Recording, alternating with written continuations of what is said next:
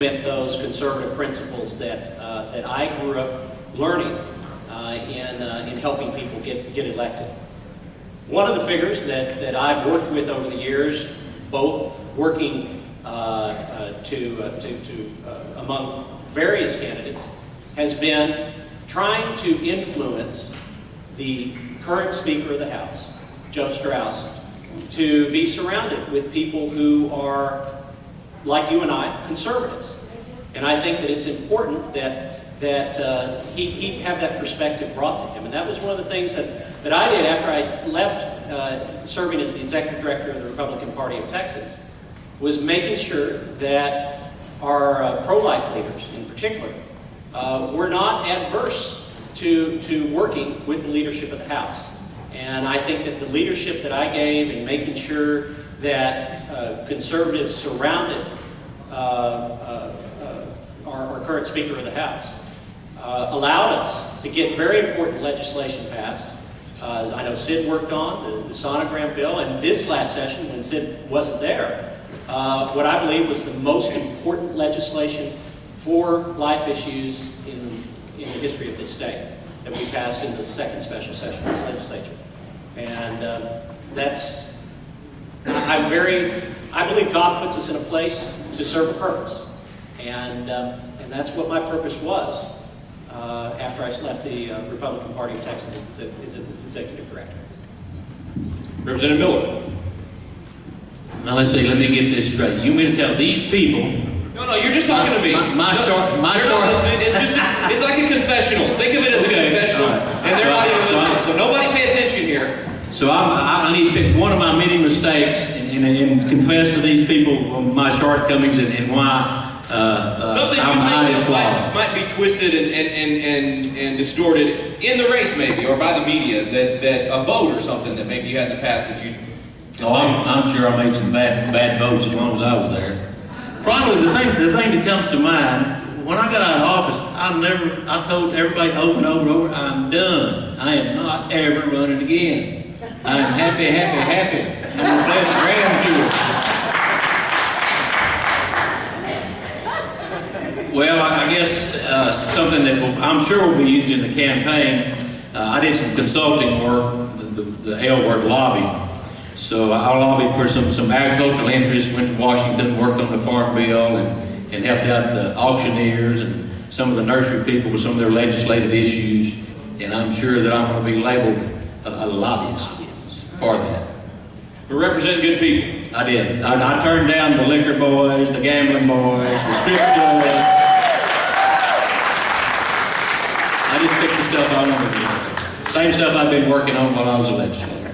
All right, so I'm going to turn up the heat a little bit here in y'all's seats, because among grassroots Republicans, the most unpopular Republican official in the state, by far, is Speaker Joe Straus. That's right. He was ruining our Republican. Only 1 in 8, that's 12.5% of Republican representatives, supported his ascendancy to the speakership, while 100% of the Democrats supported him. So he's clearly put in power by Texas Democrats and a handful of liberal Republicans, all of which the Republican faithful consider to be rhinos. Let me start with you, Eric. You have vehemently supported and defended Speaker Straus, even to the point of belittling some Texas Republicans who wish to have a speaker who was more accurately reflecting the vast majority of Texas Republicans. You're now asking that same base of conservatives in the Republican Party to support you for this office. Do you stand by your support of Speaker Straus, who has empowered liberal Democrats with chairmanships and campaigned for Democrats? Or would you like to use this opportunity to convince Republicans that you will be more conservative than the man you so closely aligned yourself with? Boy, that's a loaded question. Don't worry, Sid gets one too. Yeah. Well, let's be honest. When Speaker Straus was elected, he was elected by a minority of Republicans. But he was also re-elected time and time again, even by my opponent, as Speaker of the House. And I will tell you, we have gotten more accomplished during the last 5 years of Speaker Strauss's speakership, not because of Joe Strauss, but through the leadership that he allowed the conservative members of the House to pass conservative legislation more so than we have done in the history of this state. We have a sonogram bill. We have the pro-life legislation passed during this last session. We had the defunding of Planned Parenthood. All of those things were done with him as Speaker of the House. I don't want to say, because I will tell you, I know that I do not agree with him on every issue that has come before this House. But one thing that I do think is important is that we look at a style of leadership and the ability to let the members of the legislature vote their districts and implement things that were blocked during the first years of our Republican control of the House of Representatives.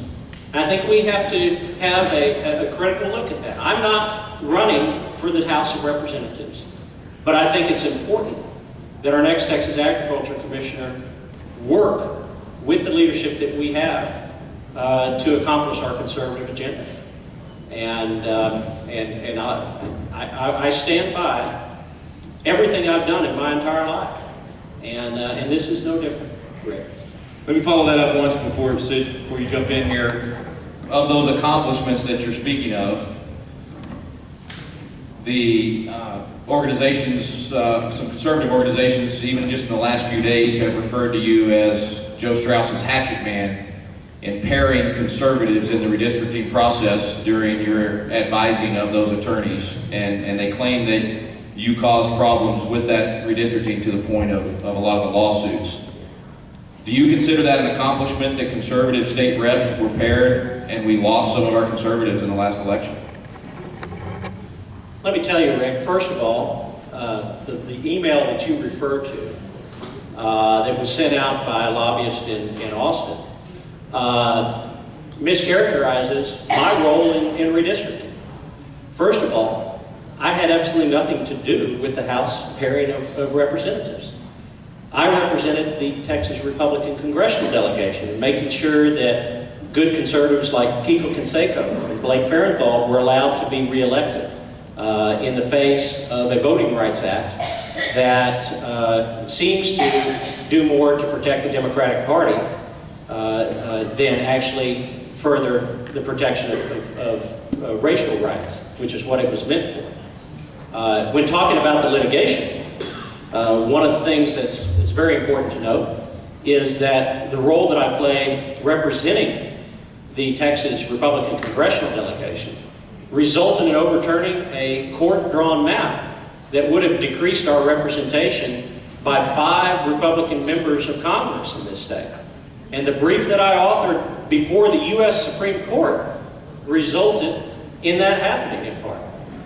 And I think it's important that you look at the actual record of what I've done and not listen to everything that you read on the internet, because it doesn't necessarily hold true. So just to be clear, you deny being involved in any of those emails or conversations about the pairing of conservatives by Representative Solomons and some of the others in redistricting? Absolutely. The person that was responsible, and I'll just be honest, the person that was responsible for the House was a staffer by the name of Gerardo Interiano and a committee clerk by the name of Ryan Downton. And that's very clear from the emails, that if you've read them, that I didn't have a role at all in dealing with the state House map.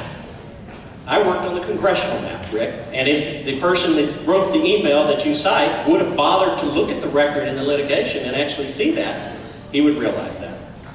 I just recall seeing your name in some of those forwards, so glad you set that straight for us. Great, thank you. Representative Miller, so you took a lot of heat in not the last speaker's race, I guess, but the one before that, when Republicans were duking it out over whether or not they would support Speaker Strauss. So all those same things I mentioned to Eric about Strauss's reputation and conservative Republicans wanting a more conservative speaker.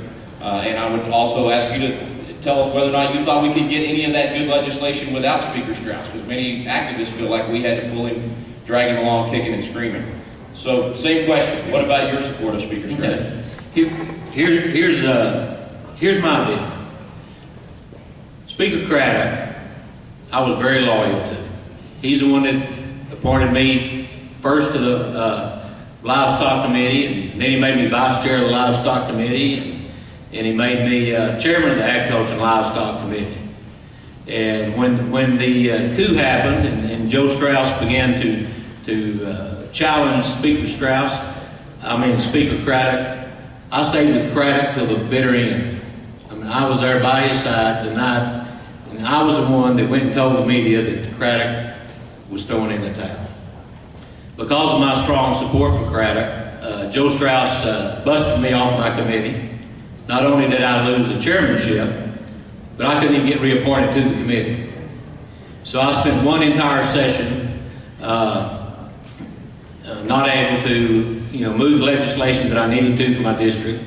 So what I did is I basically started killing bills. I assassinated some of Solomon's bills and others. Matter of fact, I received an award from Texas Insider as the best executioner of the session. But that wasn't really what the people sent me there to do. They sent me there to represent my district and get things done for Texas and for my district. So I thought long and hard about that and prayed about it. So I made amends. It was very obvious to me that Speaker Strauss was going to be reelected. And Tea Party folks, Republicans, were irate that the Democrats had elected the Speaker.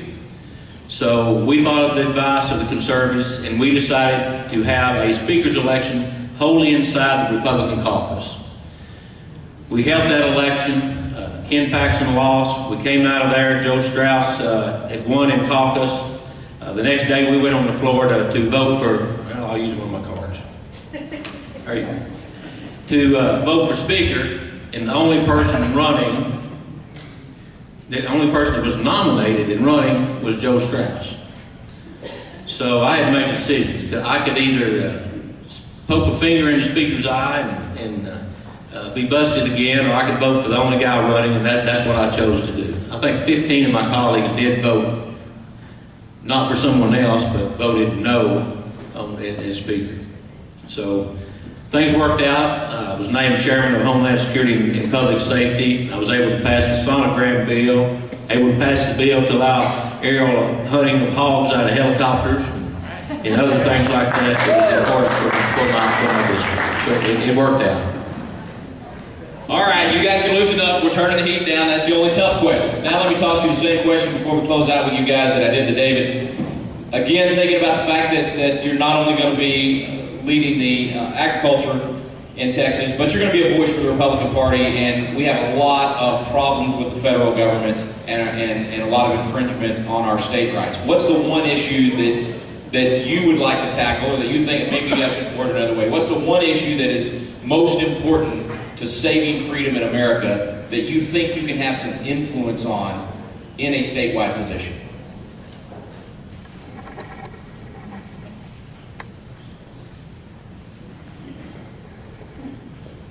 Or 10 issues, whatever comes to mind.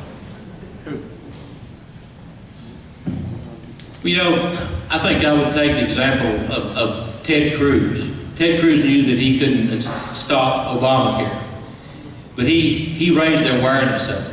There's several issues that I would raise the awareness of. One is immigration and border security, our porous borders. We have a huge problem on our border. We have farmers and ranchers down there that are afraid to go on their own property. Their property values not only have fallen, they can't even sell it for any price. Since 2006, in Iraq and Afghanistan, we've lost about 5,000 soldiers. In that same period of time, on just the Texas-Mexican border, there's been 50,000 murders that we know about. So we need to bring awareness to that. I would follow Todd Staples' example. What can an agriculture commissioner do? Well, you can raise awareness to that and keep it on the forefront. We don't not let that issue die. I would equip farmers and ranchers with cameras that would run 24/7, link those to the joint operations centers so that we could identify these bad guys coming across. I would be the voice for that. And I'd also be the voice for water in Texas. We are coming to a critical impasse in our state. As fast as we're growing with our population, we have got to get a handle on our water's future. We've already had rice farmers that have been cut off the last 2 years and haven't been able to irrigate. Let me tell you folks, it's a matter of national security. When this country becomes dependent on a foreign entity for our food, our national defense is at risk.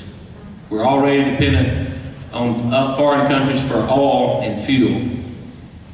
Our biggest asset is our food source, and we do not want to succumb to another foreign country and rely on that. Thank you. Eric, one issue that you would like to represent or work on that you feel like is a national issue, but you could do something about it from the Commissioner's chair. Well, aside from what I talked about earlier in my introduction, because water is the most important issue impacting state government, the biggest issue on a federal level that the Texas Agriculture Commissioner has to take leadership on is the growth of the federal government in our everyday lives and the infringement by the federal government on our private property rights. This is an issue that I've worked on for over a decade, defending individual landowners in Endangered Species Act cases. That's just one example. It's not just the Endangered Species Act, guys. Even though there's 100 species that are proposed to be listed in Texas over the next 12 months. It's the Clean Water Act, it's the acts of the EPA trying to regulate our individual businesses. It's important that our Texas Agriculture Commissioner not just try to influence the federal government, but be proactive in intervening in litigation against the federal government and taking the battle to the federal government on behalf of all landowners. You are entrusted with an office that represents not only agriculture, but all Texas landowners. And I think it's important that not only do we intervene and propose listings while they're happening, and intervene in litigation when the environmental groups try to force the federal government to do something that even they realize is an infringement on our private property rights, and they don't do, which it happened this past year with Defenders of Wildlife trying to force a listing on Texas after Susan Combs and Todd Staples and others worked together to prevent the listing from happening. It's important that our Agriculture Commissioner take the experience that I have in defending landowners every day for the last over a decade and put that to work on behalf of all landowners. Because we can't just influence the federal government. Sometimes we have to bring that battle to them in the courtroom and beyond. All right, gentlemen, well done. We have time for closing remarks. And let's see, since Sid went first on the opening, Eric, we'll ask you to go first on the closing. You can either stay there or go to the podium, your choice. Sure. We have a decision to make that hasn't been made in an open seat for quite some time in Texas. The Office of Texas Agriculture Commissioner has a vital importance, not only to agriculture, but to all of us, especially our urban Texans. The issue of water is the #1 issue facing the state. The issue of protecting private property rights, as I just said, is important that we have a statewide leader that takes the fight to Washington. Both of those things I have done over the last decade, and frankly, as we mentioned in talking with redistricting, taking it all the way to the Supreme Court and winning against the Obama administration. That record of success, not only working with the legislature, but also working to defend landowners every single day, but also bringing the experience that I have running my family's operation that has suffered, like so many in the cattle industry, from the drought that we've had. The fact that we've had 2 wells go dry on our own property that have endangered our own opportunity for my son and my daughter to continue the legacy that I've been privileged to grow up in Texas agriculture. All of those things together are important, that we have an agriculture commissioner that brings those 2 aspects together to serve as our agriculture commissioner. The critical experience that I have on dealing with the issue of water, making sure that new groundwater resources that are developed in a manner that protects private property rights. and making sure that surface water resources are developed in a manner that allows us to manage our own surface water rather than the federal government are very important, that we all work together to ensure that we have those resources going forward. The leadership that our next Texas Agriculture Commissioner has on these issues is something that will impact our state for generations to come. And I want to serve as your next Texas Agriculture Commissioner, bringing that experience to work for y'all every single day for the next term as the next Texas Agriculture Commissioner and beyond. I bring a lifetime of experience on both sides of these issues. And I want to make sure that our Texas Department of Agriculture and government at all levels respects the fundamental principle that I talked about earlier, that government is here to protect our God-given rights and then to get out of the way. And that is the philosophy that I will bring to this office if you elect me to serve as your next Texas Agriculture Commissioner. Thank you for having me here tonight. Despite some of the nice and loaded questions that I've received, I want to make sure that you know what is the principle that guides me every day. And I hope I've enlightened you to that during our debate tonight. Thank you.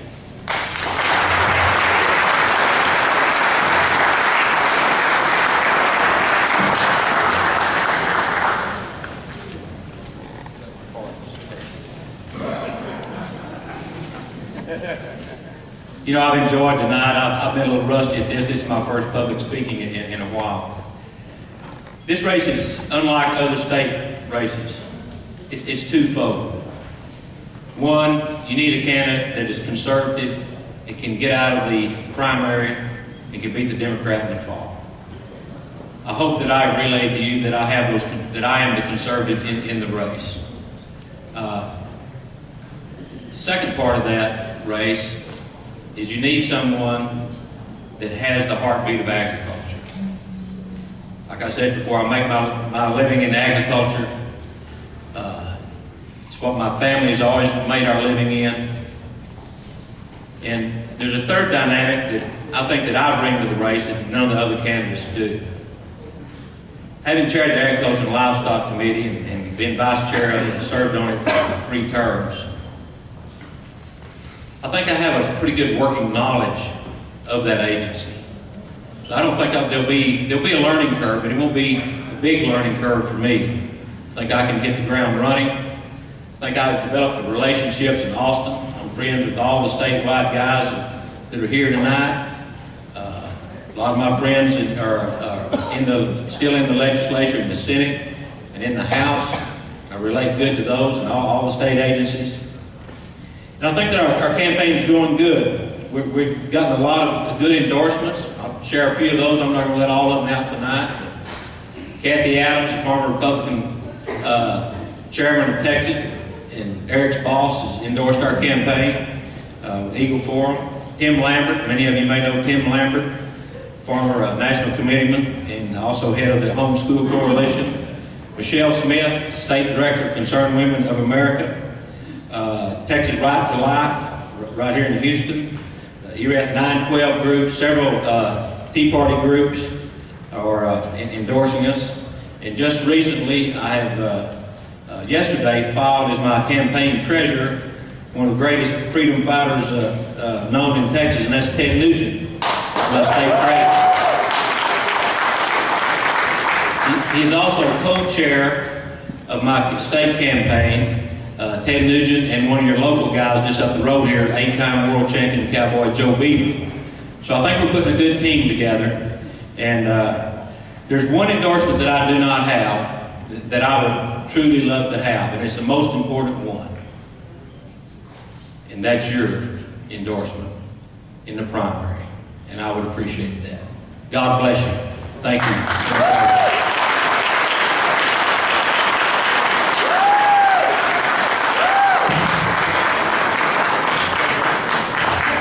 Did y'all notice that both these guys were astute enough to hold on to those rebuttal cards and use them in their closing? That's pretty good.